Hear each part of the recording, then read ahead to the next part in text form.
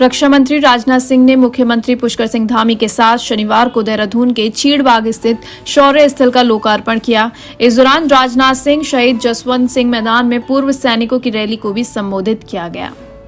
Armed forces veterinary day पर आप सभी लोगों के बीच होना ये हमारे लिए एक अत्यधिक प्रसन्नता का विषय है। और मैं आप लोगों से यही अनुरोध करना चाहूंगा कि मेरा यह भाषण समाप्त होने के बाद आप तुरंत अपने स्थान से उठे ना, क्योंकि एक बार मैं यहां से चलकर वहां तक आपके पास आकर आप सभी का अभिवादन करना चाहूंगा, इसलिए मैंने यह आप सबसे अनुरोध किया। मुझे जानकारी दी गई है कि देश भर से अलग अलग जगहों पर इस तरह के वेटरन्स के आयोजन किए जा रहे हैं और ऐसे आयोजन मैं मानता हूं समाज द्वारा हमारे वेटरन्स को सम्मानित करने और उनके प्रति कृतज्ञता ज्ञापित करने के एक महत्वपूर्ण माध्यम होते हैं। जैसा कि हम सभी जानते हैं और जनरल डिबरी ने भी बताया, Indian chief field marshal C M Cariappa 1953 में आज ही के दिन औपचारिक रूप से वो रिटायर हुए थे और उसी दिन को आज हम वेटरन्स डे के रूप में मनाते हैं। आज से 7 वर्ष पहले सरकार ने आर्म्ड फोर्सेस वेटरन्स और उनके परिजनों के सम्मान में यह कार्यक्रम आयोजित करने का एक महत्वपूर्ण फैसला किया है। मेरा खुद का पूरा प्रयास रहता है कि मैं इन इवेंट्स में जरूर पहुंचूं और लोगों के साथ में सीधा संवाद स्थापित करूं।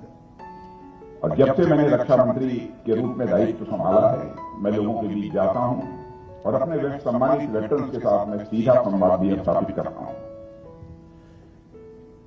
पिछली बार अन्य किसी स्थान पुणे संभवतः में गया था और पहली बार जो वेटरन्स के बीच में गया था वो जयपुर में गया था। मैं हमेशा की तरह आपके बीच में हूं और आगे भी मेरा यह प्रयास रहेगा कि कुछ भी हो पर हमारे वेटरन्स को लेकर कोई आयोजन होता है तो मैं उस कार्यक्रम में निश्चित रूप से शिरकत करूं।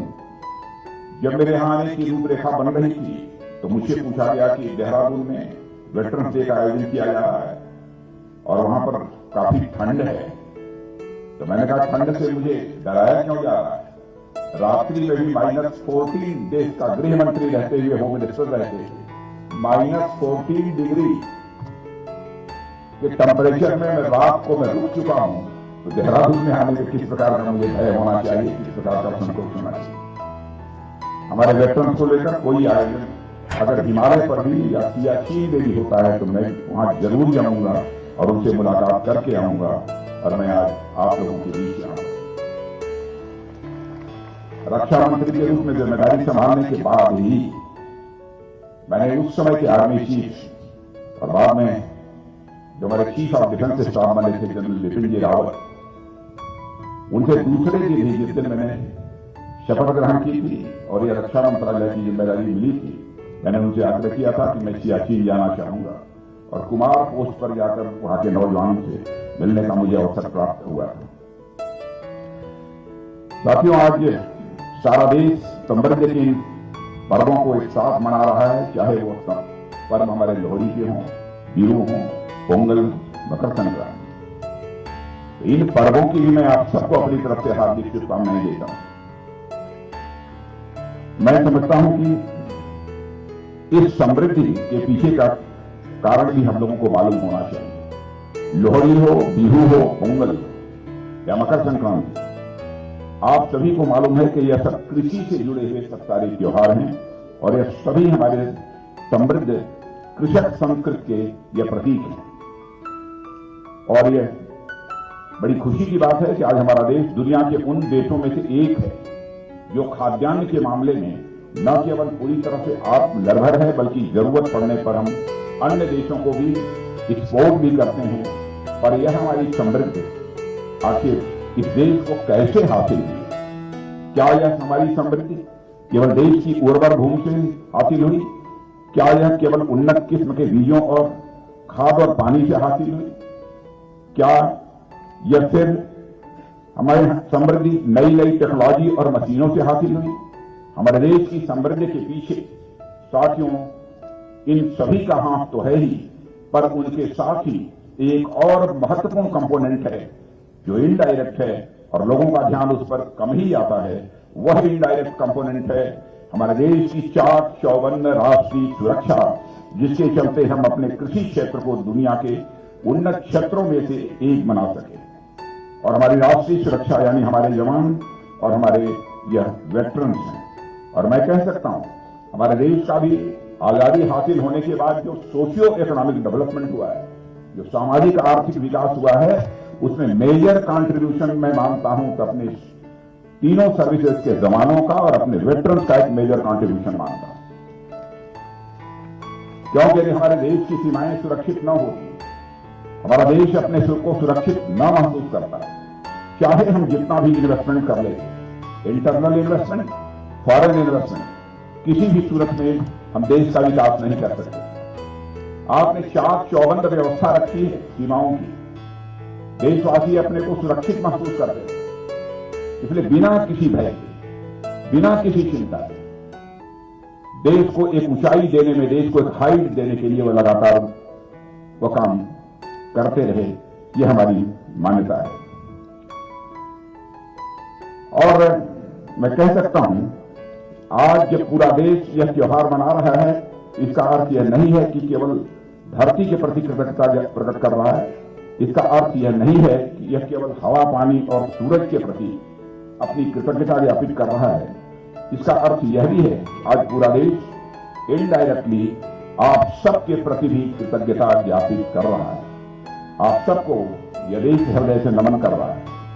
ऐसे में वेटरन्स डे सेलिब्रेट करने के लिए आज के दिन से उपयुक्त शायद ही कोई और दिन हो सकता था।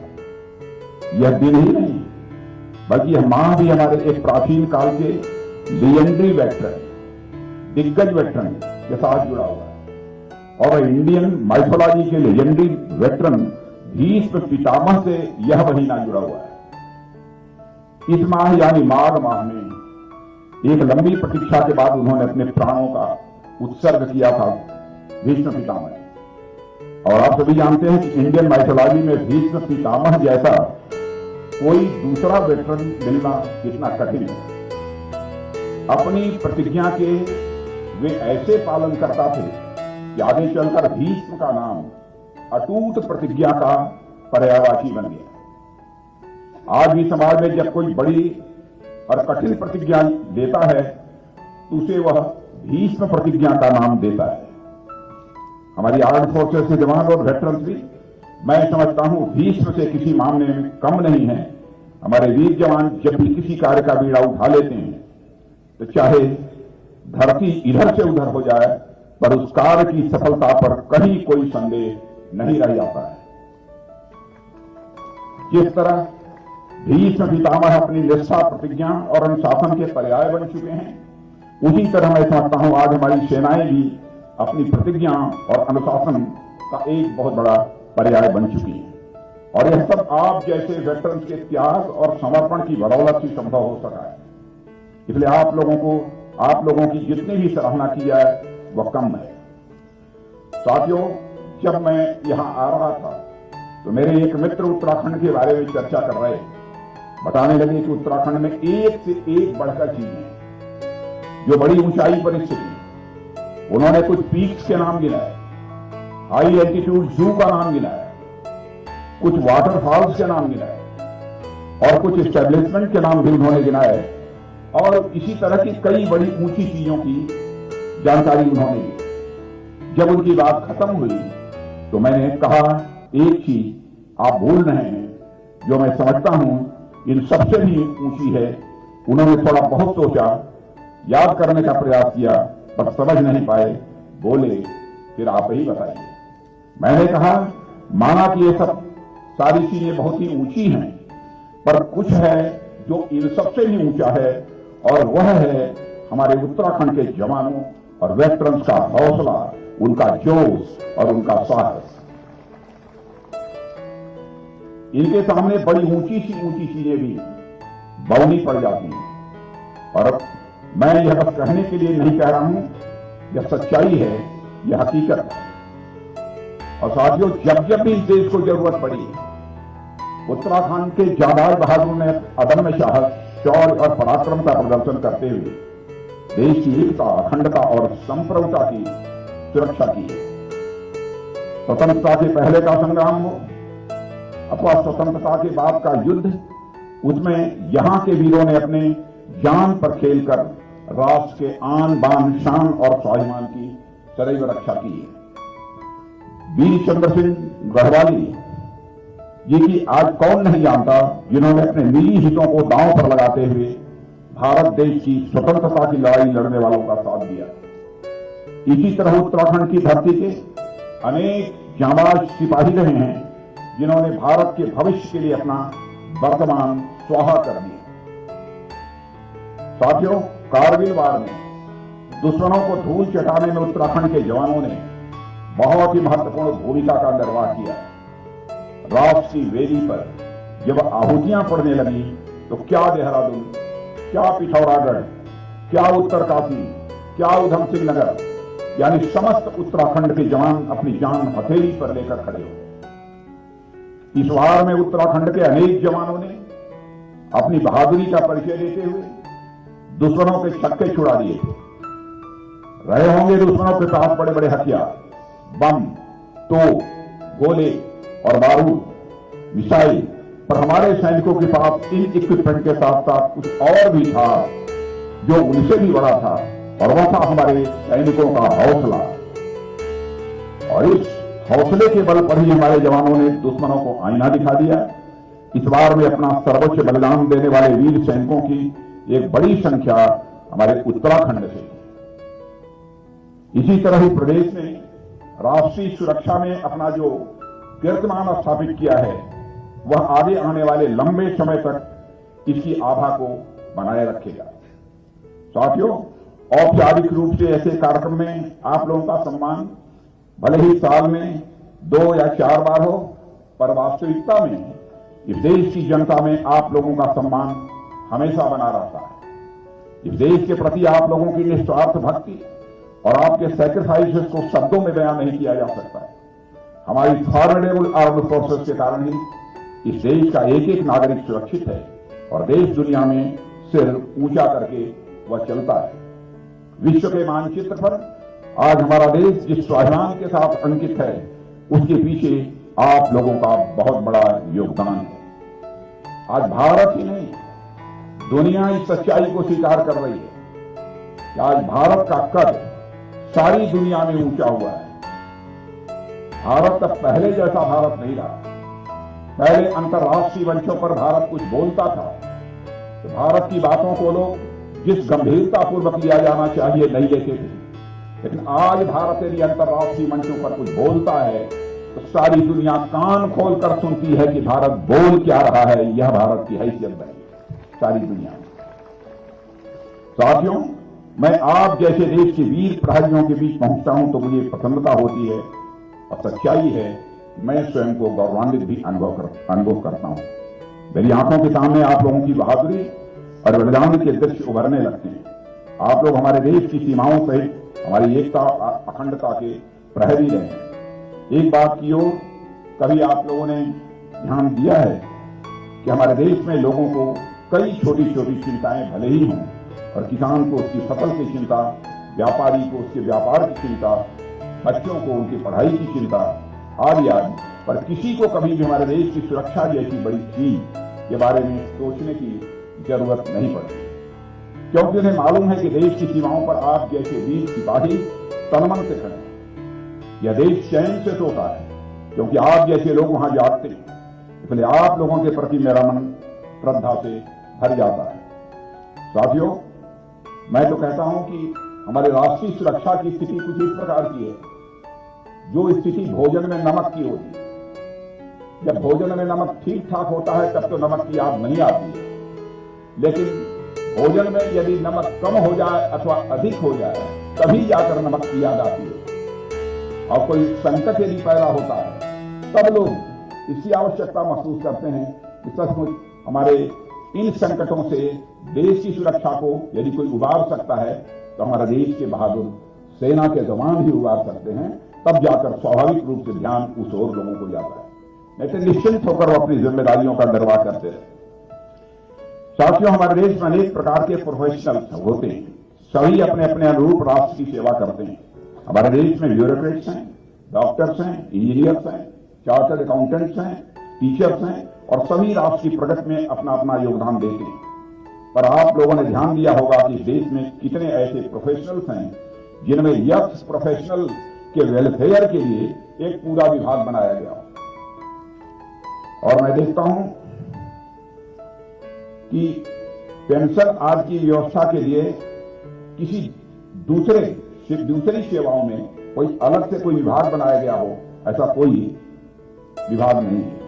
पर किसी मंत्रालय के अंतर्गत उसके पूर्व कर्मचारियों और अधिकारियों के लिए कोई डेडिकेटेड डिपार्टमेंट हो, ऐसा आपने नहीं देखा होगा। जबकि हमारे वेटरन्स बंधुओं के वेलफेयर के लिए रक्षा मंत्रालय में एक डेडिकेटेड डिपार्टमेंट है जिसके सेक्रेटरी होते हैं सेक्रेटरी एक्स सर्विसमैन वेलफेयर। यह दिखाता है कि हमारे वेटरन्स के प्रति राष्ट्र की जिम्मेदारी क्या है और राष्ट्र की हमारी प्राथमिकता क्या है, उनके प्रति हमारी चिंता क्या है और वेटरन्स हमारे लिए क्या मायने रखते हैं, वेटरन्स हमारे लिए क्या महत्व रखते हैं। यह देश आप सभी के प्रति बड़ी कृतज्ञता और सम्मान का भाव रखता है। साथियों, हमारे देश में वेटरन्स के सम्मान की बड़ी पुरानी परंपरा रही है और इस देश में जितने भी देवी देवता आपको मिलेंगे, वे चाहे मर्यादा पुरुषोत्तम राम हो या फिर वह योगेश्वर कृष्ण हो या आदि शक्ति दुर्गा हो, इन सभी को आप वेटरन्स की श्रेणी में भी रख सकते हैं। बल्कि मैं यह कहना चाहूंगा, राम वेटरन बनने के बाद ही श्री राम बने, कृष्ण वेटरन बनने के बाद ही श्री कृष्ण बने, शौर्य पराक्रम दिखाने के बाद। इसी तरह से देवी दुर्गा भी। और हमारे यहां माना है कि जीव को अनेक जन्मों के बाद मनुष्य का जन्म मिलता है, पर मुझे लगता है कि अनेक मानव जन्मों के समस्त पुण्य जब संचित होते हैं तब मनुष्य को फौजी या वेटरन बनने का अवसर मिलता है। शायद यही कारण है कि इस देश में मनुष्य तो मनुष्य, फूल पत्ते भी देशभक्तों के सम्मान में अपना सर्वस्व लुटाने के लिए तैयार रहे। आप सभी माखनलाल चतुर्वेदी की एक कविता से जरूर अवगत होंगे, जिसमें एक पुष्प अपनी अभिलाषा व्यक्त करता है। वह कहता है कि मैं किसी मंदिर में मूर्ति पर मैं नहीं चढ़ना चाहता, न ही किसी अप्सरा के बालों में गूंथा जाना चाहता हूं, लेकिन बस एक अभिलाषा है, मुझे तोड़ लेना बनमाली, उस पथ पर देना तुम फेंक, मातृभूमि पर शीश चढ़ाने जिस पथ जामे वीर अनेक।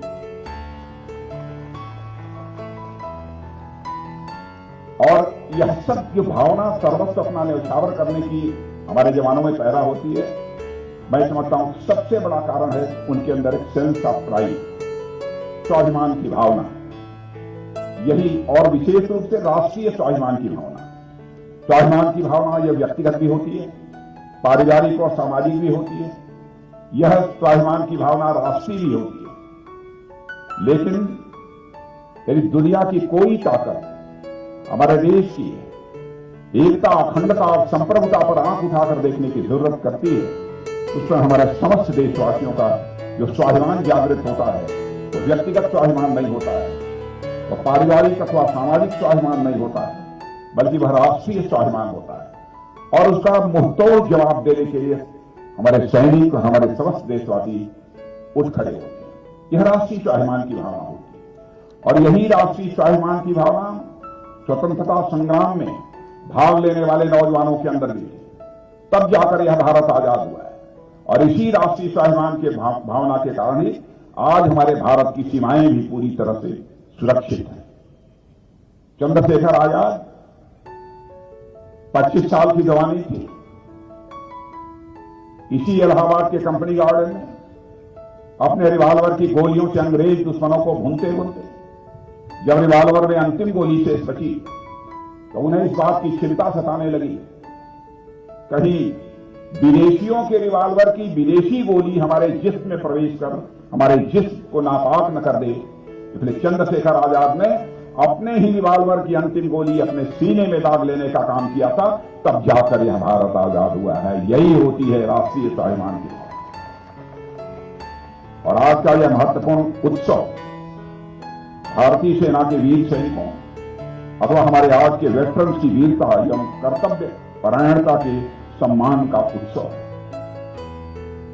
वह परिवार, समाज और राष्ट्र बहुत ही भाग्यशाली होता है जिसे राष्ट्र यज्ञ के तपस्वियों का आशीर्वाद प्राप्त होता है। ऐसी मेरी मान्यता है। ऐसे में हमारा देश और समाज निश्चित ही बहुत भाग्यशाली है जिसे आप सभी वेटरन्स का आशीर्वाद और सानिध्य प्राप्त हो रहा है। हमारे वेटरन्स को मैं राष्ट्र के संतों के रूप में मैं देखता हूं। इसीलिए मैंने आप लोगों से अपील किया, मेरा भाषण समाप्त होने के बाद आप अपने स्थान पर ही बने रहें, क्योंकि एक बार आपके पास आकर मैं आप सभी का दर्शन करना चाहता हूं।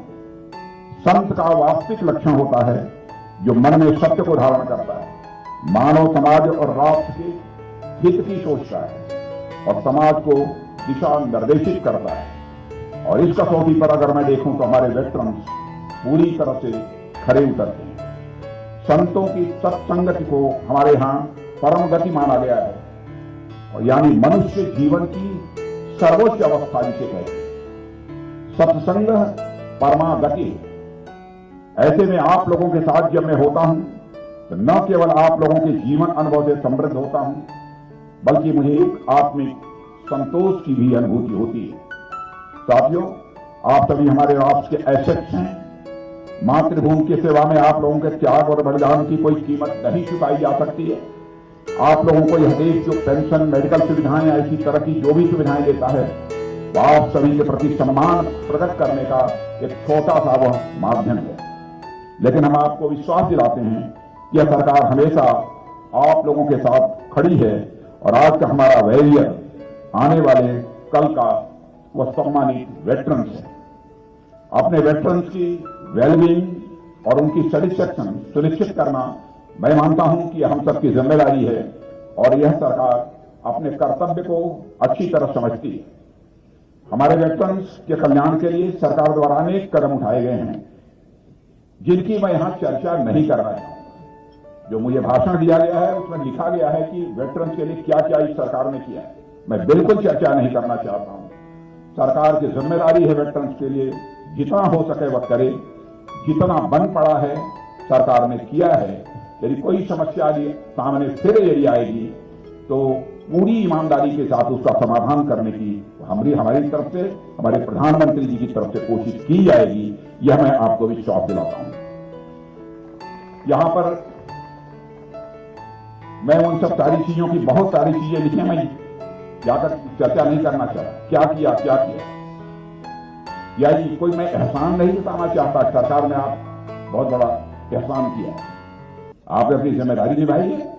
आपके प्रति सम्मान व्यक्त करने का एक हमारा तरीका है, और हम लोगों ने वह सम्मान आपके प्रति व्यक्त किया है।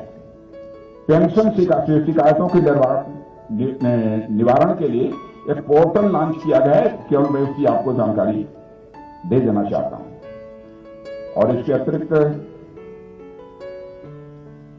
अक्टूबर महीने में सरकार ने मां भारती के सपूत पोर्टल की शुरुआत की है। उसकी जानकारी के लिए मैं ये बतला रहा हूं, जहां भारतीय नागरिक आर्म्ड फोर्सेज वार कैजुअल्टी वेलफेयर फंड में कंट्रीब्यूट कर सकते हैं। एक नया कार्यक्रम 2 महीने पहले ही हम लोगों ने तय किया है, और इसे भारतीय सेना, नौसेना और वायुसेना के सक्रिय मिलिट्री ऑपरेशन में।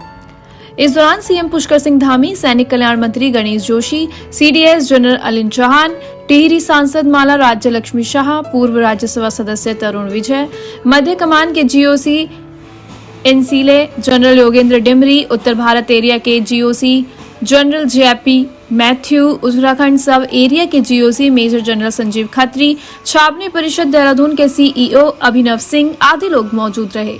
समारोह स्थल पर पूर्व सैनिकों की समस्याओं का समाधान करने और सरकार की ओर से संचालित सैनिक कल्याण योजनाओं की जानकारी देने के लिए कई स्टॉल भी लगाए गए थे।